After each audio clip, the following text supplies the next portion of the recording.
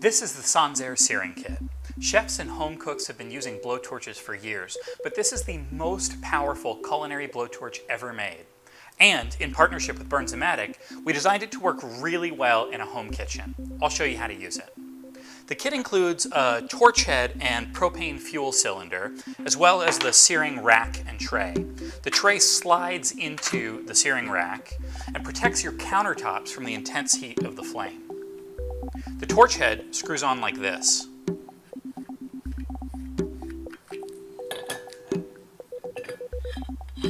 The torch has a safety switch on the ignition button that will flip into the unlocked position.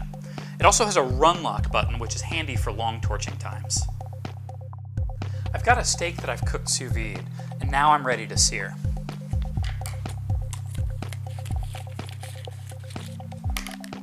I'll let the juices from the bag drip down into the tray. Later on, I can turn these into a delicious pan sauce. Always pat your meat dry before searing, and keep a clear working area around the searing rack. Light the torch pointed away from your food to prevent any uncombusted fuel from reaching the food surface. Then, move the flame in an even motion across the whole surface of the steak, and don't forget the sides. Fatty areas will flare up, and that's totally fine. Be sure to pat the second side dry before you continue searing. Depending on the type of meat, the fat content, and if you've seasoned the meat, it may sear faster or slower.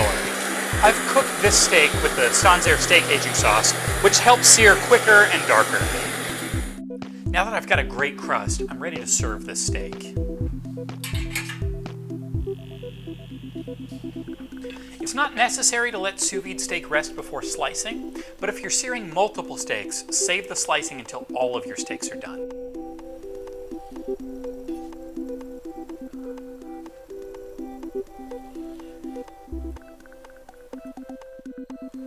We've got a perfect doneness from edge to edge and a gorgeous crust. I'll add some salt, and this is ready to eat. Of course, the searing kit is great for more than just steaks. Try it with any meat, fish, or poultry, or use the flame to fire roast vegetables for salsa, or to create a smoky romesco sauce.